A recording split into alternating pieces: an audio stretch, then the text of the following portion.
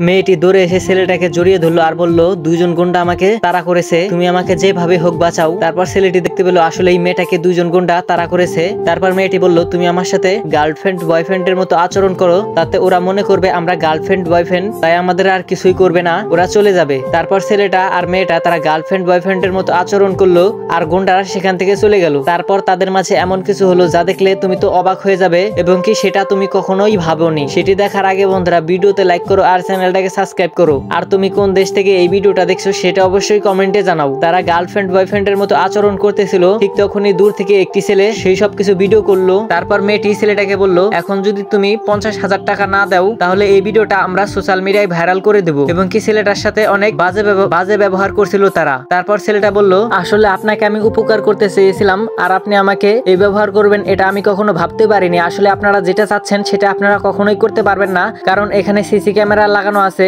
আপনারা যদি আমাকে বেশি নির্যাতন করেন তাহলে আমি সিসি ক্যামেরার ফুটেজ সবাইকে দেখিয়ে দেব এবং কি পুলিশের কাছে সেই সিসি ক্যামেরার ফুটেজ আমি জমা দিব, আপনাদের নামে মামলা করব। তারপর তারা ভয় পেয়ে ছেলেটাকে আর কিছুই বললো না আর ছেলেটা সেখান থেকে চলে গেল।